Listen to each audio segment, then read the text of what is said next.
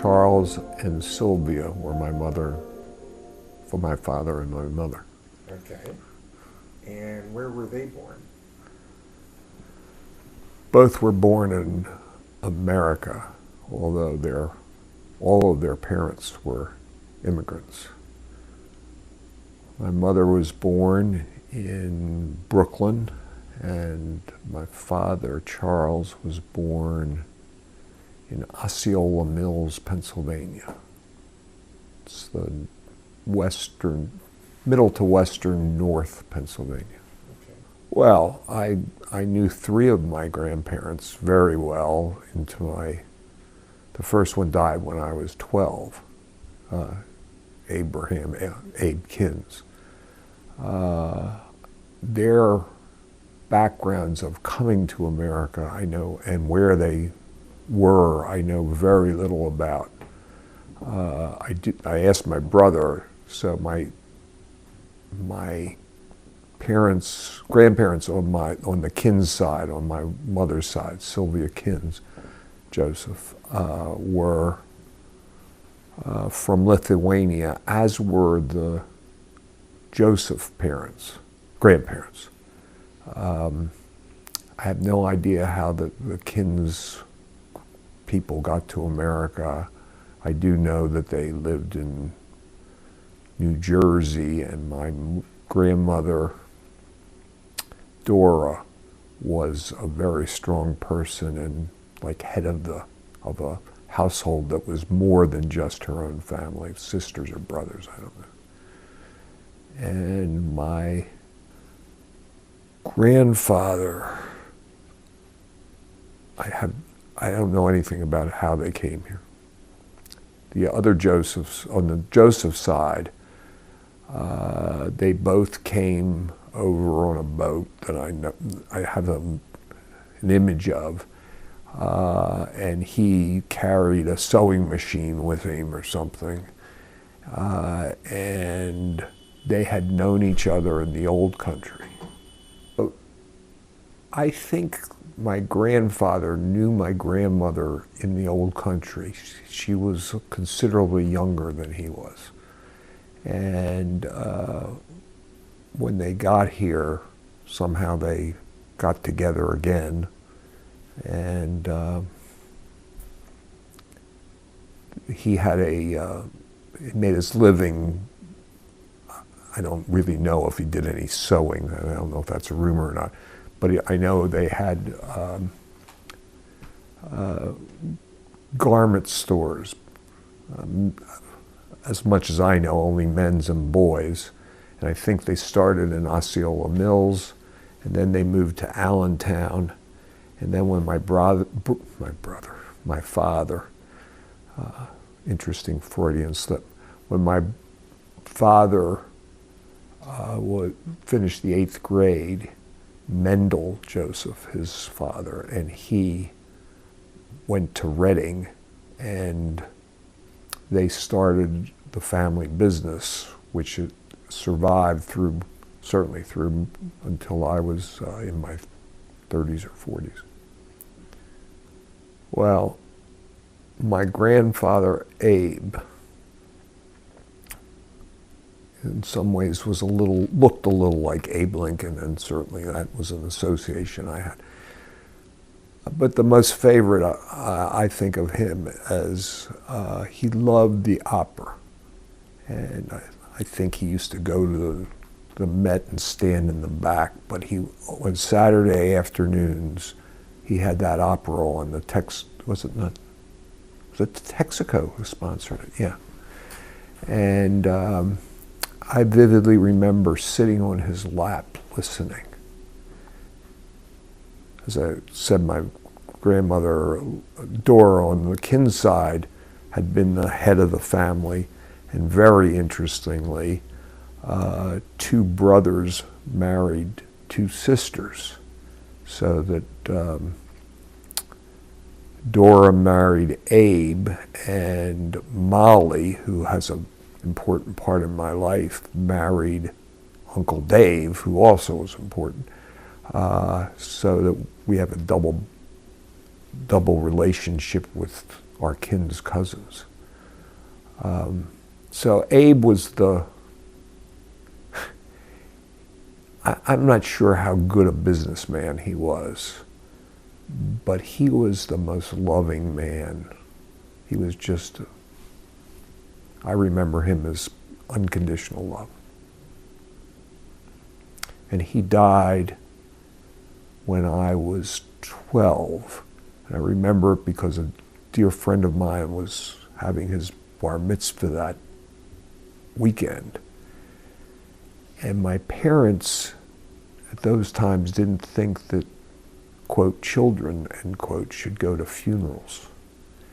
And I didn't register at the time, but I certainly thought about it later and how I felt deprived. And the same thing actually happened to my grandmother Dora when I was, I don't know, 15 or 16. I remembered that I had to miss playing in a junior varsity basketball game. I was a pretty good basketball player, and that was quite a challenge for me. And yet there was no shiva that I remember. I didn't go to the funeral. All I know is in fact, I think I sat in the stands and watched the game. That's my memory.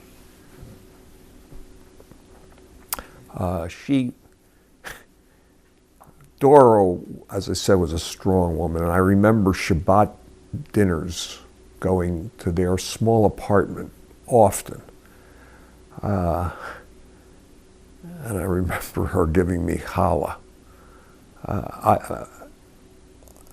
Looking back, I think she was a very fine woman. But at the time, I was a little scared of her. She was very strong. And certainly in relationship to my mother, Sylvia, who was the youngest of three, she seemed to be very strong, and my mother seemed to be, in contrast, weak. Not that my mother was a weak woman in any way, shape, or form, but some of her problems might have been because of that, although the most basic one, her depressions, really bipolar, come from her genes. And our genes on both sides have a major disease of mental illness. Lena told Dora she didn't tell Dora, Dora heard this, that when Dora went to the Shiva for Mendel, Lena's husband.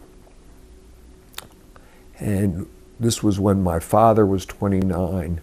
He had 9 brothers and sisters, only one sister being older than he. And Dora heard Lena say to Charles, my father, "Charles, you're now in charge of the family." And she related that to my mother, Sylvia, before Charles and Sylvia ever met. But as a young boy, my father, Charles, and I would go the 6 or 8 blocks to her apartment. Lena lived with the one daughter who did not marry. There were 5 brothers, 5 sisters on the Joseph side, and Edna also suffered from bipolar disease in a more graphic way than my mother. And the 2 of them lived together. The brothers, when they bought out all their siblings, the 4 brothers bought out the other 6, and they agreed to take care of both Lena and Edna for the rest of their lives, which they did. And I remember visiting their apartment. I stayed over one night when my parents were away, and Lena was just, they were both, I mean, Edna was sweet too. I remember them doting over me and waking up at breakfast.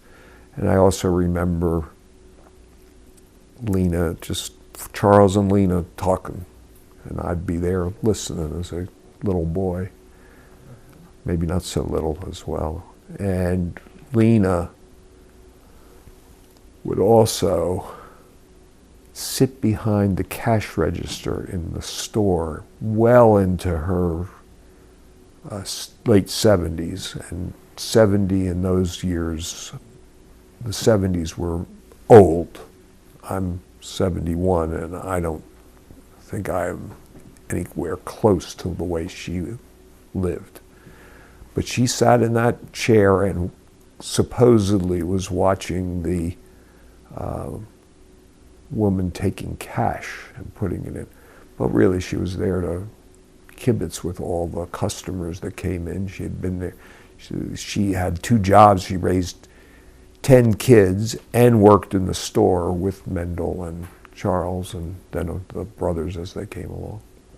Yeah, Joseph's Men's and Boys store in Reading, Pennsylvania. I actually have a picture out there of the store.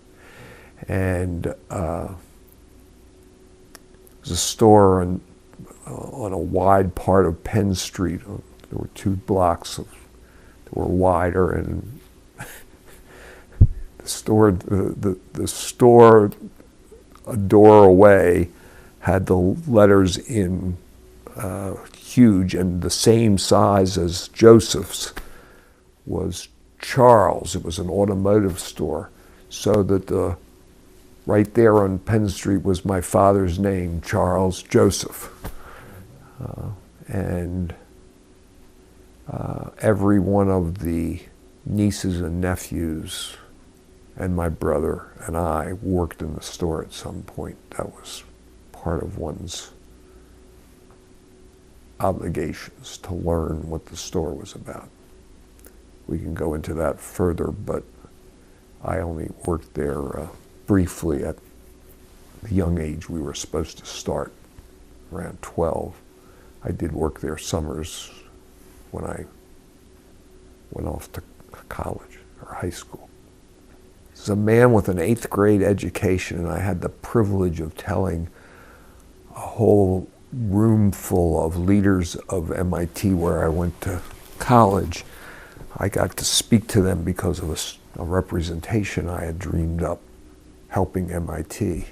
And the line I was most proud of was, my father, who was the son of immigrants, talked with no accent, and you would not ever be able to tell he was not college educated. And he had very generous views. He didn't want either of his sons to work the hours that he had to work in the store. As an aside, that's an irony as I think about how I worked, and I think, well, my brother was better at it, my older brother, Mark. But sure, he would have loved it if we worked in the store, came back.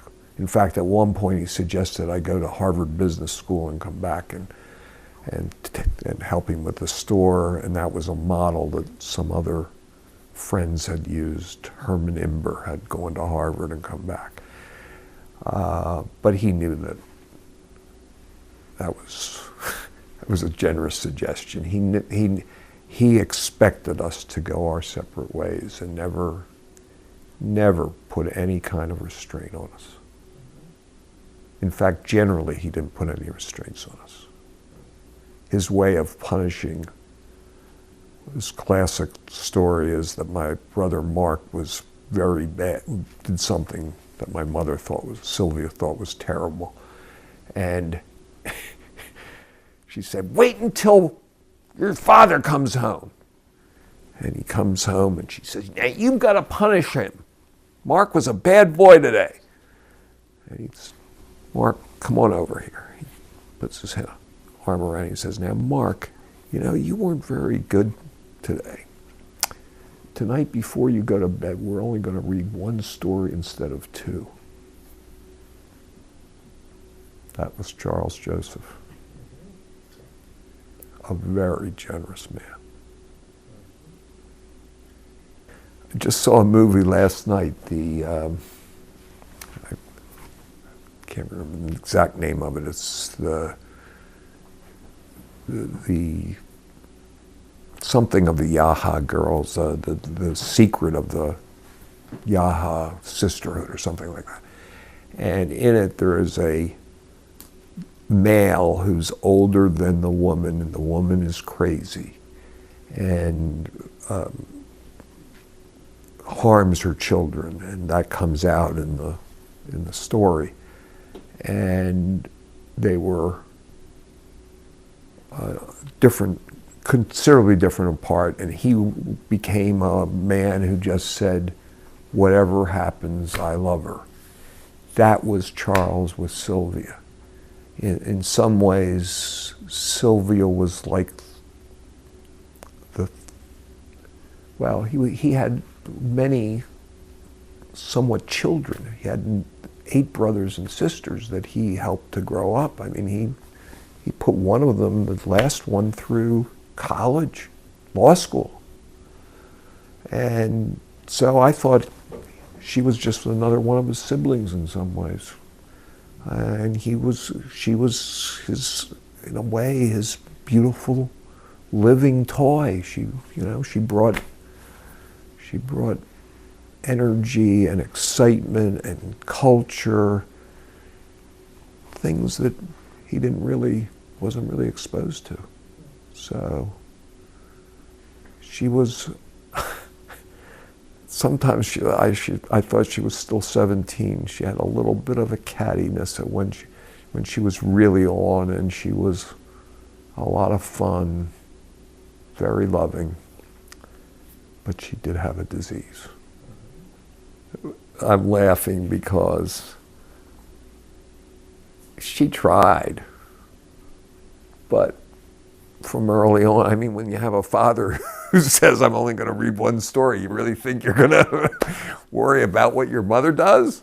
I mean, one of the unfortunate parts is that I had a running battle with her throughout our lives. There was always sort of an undercurrent.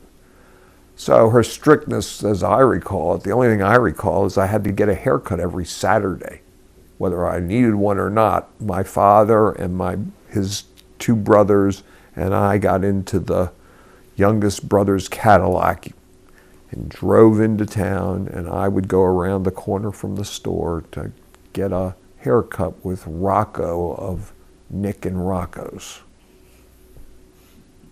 My father went to Nick. No, actually, he went to either. But Rocco was my guy. Well, just to follow up on the strictness, I remember my mother, sometime I must have been early teens, and she was going to wash my mouth out with soap, and I sort of just pushed her off. I mean, it just wasn't a serious kind of effective limits. The other great memory is that for years she would come up the stairs and she had to pass by my room to go to the bathroom or their room or the den, and of course my room was a mess and I never would pick up my clothes, and that was a running battle. Why don't you just close the door and don't look? And my father, this is very symbolic. I have the sense, he never said it, but I remember him going, what are you going to do?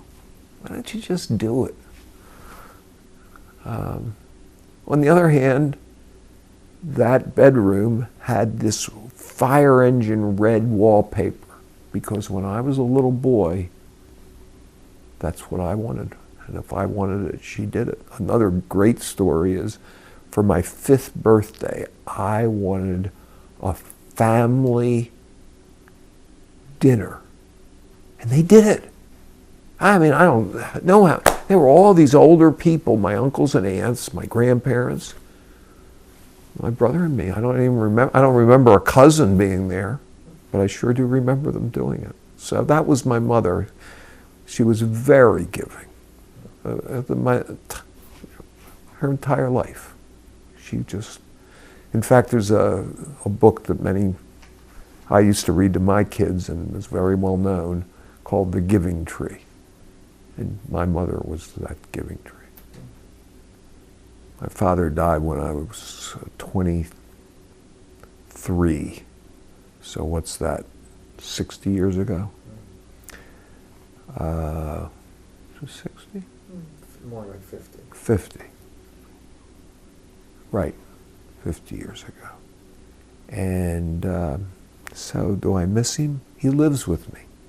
I mean, I often say that comes from Charles, or that is, you know. I sometimes say, well, what do you think, Charles, or Charlie? Something like that. So I guess it's past the time of missing, but it's not past the time of a relationship, actually. It's really, it seems strange. I've heard that before, but it really is. It's sort of like I'm growing and I feel like he's with me, helping me and knowing me. With my mother, I have one great regret, and that is that I never treated her with the honor she deserved. My brother doted over her. She would come from Florida to visit my brother, and he would have a car pick her up, and they would take her, my brother and sister-in-law Patricia, my brother Mark, and so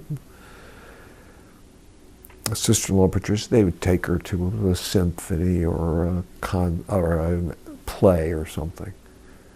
She came to our house, and she played with the kids, and she had, and I'd come home and we'd have dinner, and but I didn't dote on her. I guess one of the most important things that I would want in here is how important it was to me that one day, one evening, when she was visiting, she said, what's the matter? Why are you so angry? Why are you so angry at me? And then she said, if it was because of my depressions, I'm sorry.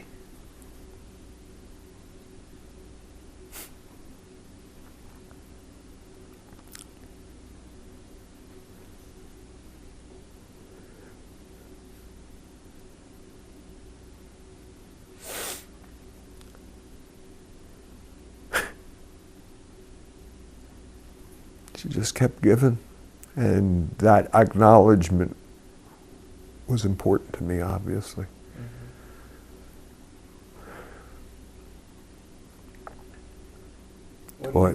So I would love to have a day where I could take her to the symphony and maybe a ball game, because Harriet, my wife, and I love baseball. And she'd go. She would go. She was. When she wasn't depressed, she was adventuresome. She would do she went to Europe once on her own, and she made friends with a couple on this boat that had gone to Camp Wigwam with us. She just got to know them. Another time she went with her second husband's sister-in-law to Europe, and she lost her passport between Italy and Switzerland. They were going, and so she was held in the border for a while. That was where the one that I love the most is, so Mother, I understand you're going to the Mayo Clinic. Yes, I've got my tickets to Rochester. Mother, I think the Mayo Clinic's not in Rochester.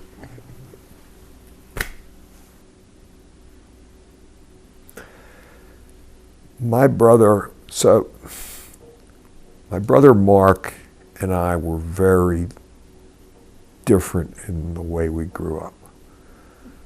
Mark realized early on, and he's told me this, that he was going to get his feedback, positive feedback, from outside the family. And he was mature beyond his age from being very young. He was president of his class. He was the governor of the state key clubs.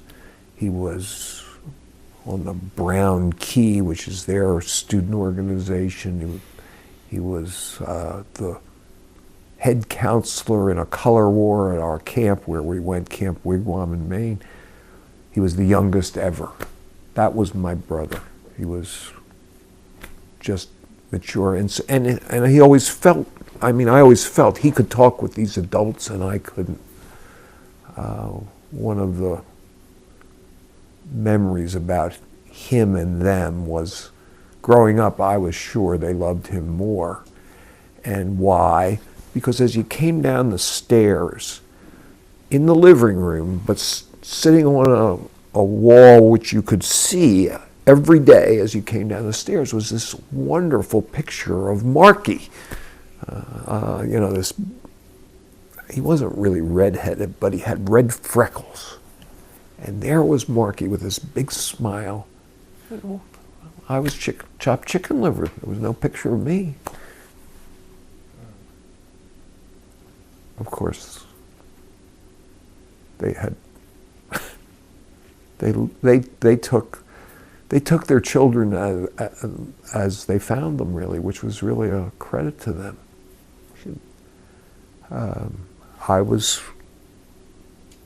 shy and mama's coattails as a little boy, and until I got to my third year at Camp Wigwam, this overnight camp in Maine that I went to when I was 7 for 2 months. That was a long time for a 7-year-old. But my brother was there to take care of me, and he was great. But I was still very unhappy. But in my third year there, I became an athlete. Started to get good at basketball. And from then on, camp was a refuge.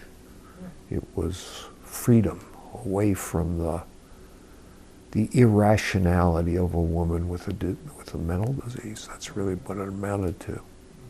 She was very inconsistent, obviously. And in some very deep ways, my father was both my mother and my father in terms of steadiness, limits. The only limit I remember he ever put on me was when I was a teenager once. At the dinner table, he said something. I said, "Fuck you." And I just jumped out of my chair. I run out the hallway. I run out the door. I run around the yard. I run down the back of the yard, and he is chasing me. He finally catches up with me. He looks at me and he says, "Don't ever do that again." That was my father. And just one other example. So I didn't like going to the store at 12. I went once or twice. I remember the first thing he says, we get into the store. Now, I've gone into the store in that car with the uncles, for years. So we get into the store. He opens up the door to the store, which he always did. He had the key to the top of the door, a window door with windows on the sides with showing their merchandise. And as soon as he gets in, he says, "Okay, go over and straighten out the merchandise." Huh? Who's this guy? I never, who is he? Well, needless to say, I was rebellious young man, and Mother, I don't want to go to the store. And of course she told him, and I was allowed to stay home and do my math problems, even though my older brother and an older cousin, my brother and cousin were, Mark and Michael were like this. Mark was always trying to catch up with Michael and a neighbor across the street, Dick, because that's where the action was, and that helped him to mature, although in later years he realized that they had been not nearly as loving as he was to me. They could be very sarcastic and pushed him into things that weren't good for him, but he survived and learned a lot. It started with basketball in the 6th grade. I don't know how this happens, but the father of one of my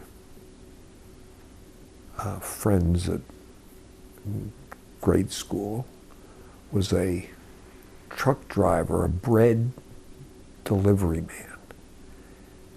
And he finished work at like 3 in the afternoon. And he arranged to take a group of us. He picked us out, people who were good basketball players already in 6th grade. And he takes us down to a gym called the Olivetti's or something like that. It was some kind of men's club that sponsored this gym. So we get into this Olivetti's, and it's a gym that's got, you could dunk the ball by stepping on the wall behind the basket and going up and going over and dunk. I don't know if I could, but one of my friends I'm sure could. So we played there as a team, and then these same kids played basketball all the way through high school. And so sports, and then, you know, it wasn't just basketball. I played a lot of baseball. And I played soccer for a couple of years following my brother. He was on the soccer team. In 9th grade, you could get on the soccer team. So I went out, and, you know, I was there for 2 years. I didn't really like it. I didn't do much about it. Didn't play my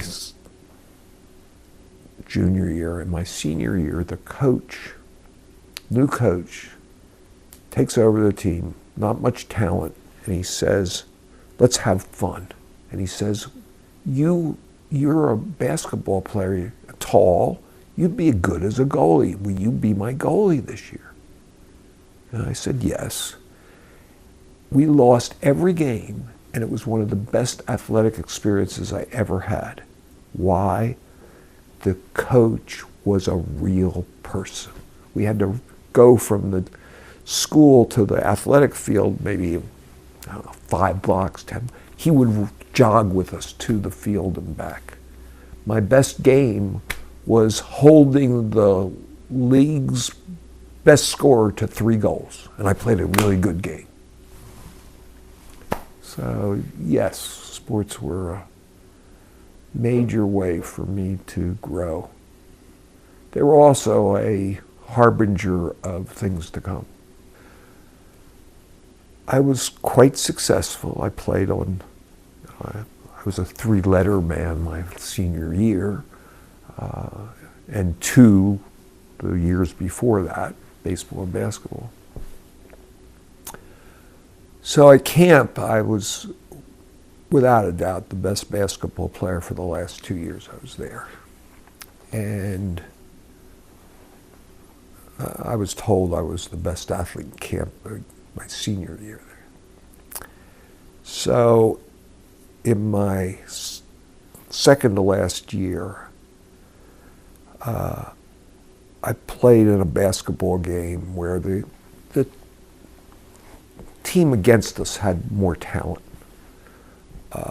And I had this very good game, my brother likes to say, he didn't see it, but you scored 42 points. I doubt if the whole team scored 42 points, but I probably scored over 20. I remember the first half, my goal was, okay, I'll pass it off one time and I'll shoot it the next.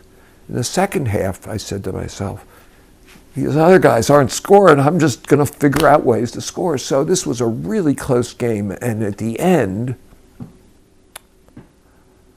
a friend of mine, friends through law school and after, and he's tall, but he wasn't a basketball player, and he throws the ball in, and I grab the ball at just over half court, drive to the basket, but it's on the left-hand side. And one of the other things I forgot is, as a kid, we used to go to the JCC, and there was a coach there, Pop Poulter, who was really like a Pop. I mean, he was a good coach. He knew basketball. He was firm but fair. I loved him. And I remember in those days you used to get the scores of the JCC teams were in the paper in Reading, Pennsylvania. I don't know. I guess I'm fourth grade to eighth grade. I don't know exactly when it was. And so he taught us that if you come from the left side, you shoot a left-handed layup. And I practice my left hand, and I come in, I drive in this camp game, and I shoot with my left hand, and I miss. And we lose by a point. And I was very upset about that, cried. With the perspective that I have now, my God, I took this team that wasn't even, and I got us within 1 point, but I missed the last shot. The next year, I was the pitcher, and we were ahead, I think by a run, maybe a couple. Get to the last inning, and these stiffs come up. They're tall, and they don't play baseball, and I can't get the ball over the plate. I walked in the winning run. After the third baseman, we had a guy in a pickoff, and I go like that. The third baseman looked down, and the ball went over his head, and again,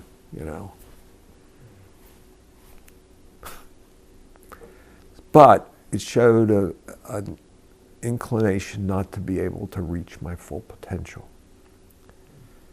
And the same thing happened in a basketball. I was in the county championship for the JV team as a junior. And my father came to the game. It was the only athletic event that I was in that he ever came to. And my Uncle Irv, listening on the radio, and of course biased, my mother's oldest brother, who happened to be a lawyer, by the way. Relevant because my brother and I both became lawyers. He remembers it as, Joseph got a rebound and Joseph did this and that. But I and the coach and I know what happened.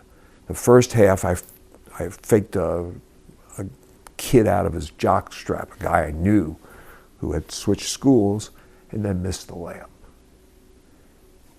And then early in the second half, I was on the foul line, and I had a foul shot that touched not the rim, not the net, not the backboard. And he yanked me, and I didn't play the rest of the game. And he was right, and it was another example of my shooting myself in the foot. And I've learned through analysis, of course. My father, you're going to come to only one game in my career, fuck you. And that's exactly what happened. Of course, he was still proud. It didn't matter to him. I also got what it meant to be a man from him, which is not what it means today. And it took me into analysis to learn how to allow my feelings to at all come out. He was Mr. Calm until he wasn't. And when he wasn't was if somebody in a buyer and a seller, I think they called them buyers, would not deliver the right order. And you could hear him on the phone all over the store. I ordered this and we sat down and we talked about it and you sent me 3 extra larges and I only needed 1.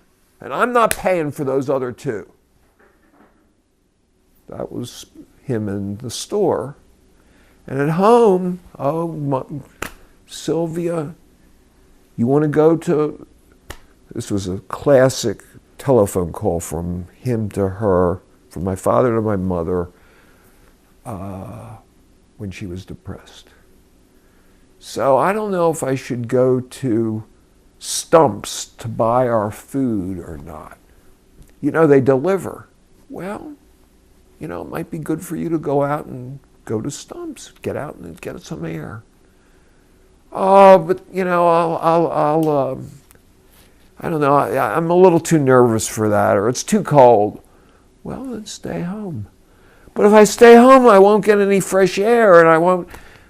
Then go to Stumps. Well, I can't. It was a circular catch-22, and eventually, at home on a Sunday morning, they'd be talking, and I'd be upstairs listening sitting on the stairs, and he'd lose his top, blow up, yell at her, and then it would be over, and that would be it. So the lesson I learned from him was keep your feelings in. You know, a true man keeps his feelings in. Yeah. So my father's values, as I saw them, were you put up with the woman you love. And my first girlfriend was a wonderful woman, very stable, sort of like my father.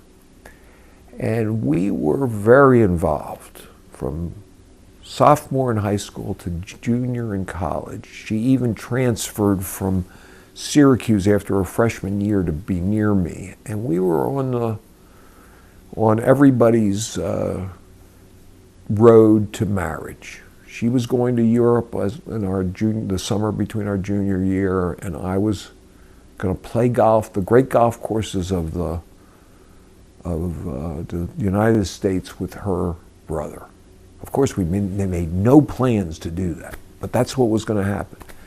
And I can remember being on the phone talking to my parents about life and just thinking about, I have to stay with this woman. This is the woman I think I love, and I have to stay with her. But I was young and I didn't understand anything. I mean, we didn't have a sexual relationship in 3 years of college. I mean, and one spring day,